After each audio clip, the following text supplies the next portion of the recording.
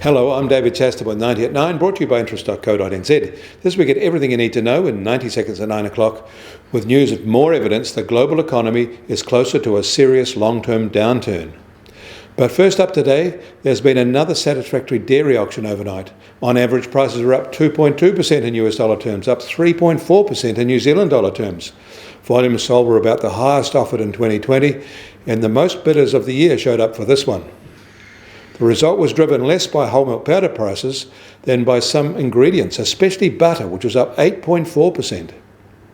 In the US, retail sales last week were unchanged and held on to the modest year-on-year gains posted recently. American job openings slid again, and although they decreased by more than expected, it wasn't a big miss. However, private sector levels were down nearly 10% compared with the same month in 2019.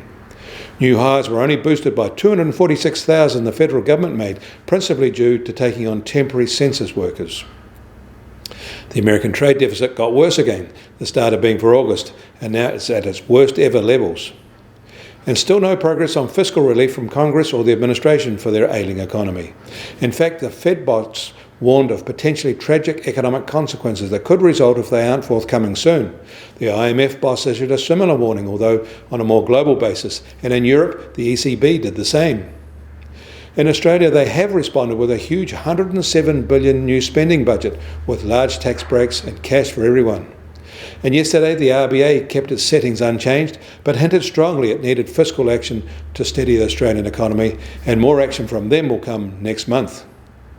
US Treasury 10-year yield is firmer again today, up 2 basis points at 0.77%, in a move that is in anticipation of US stimulus.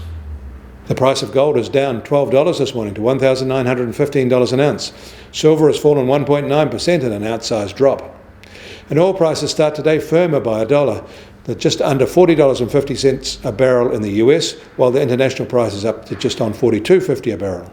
And the Kiwi dollar starts today unchanged at 66.4 US cents. Against the Australian dollar, we're firmer at 92.7 Australian cents, and against the euro, we're unchanged at 56.3 euro cents.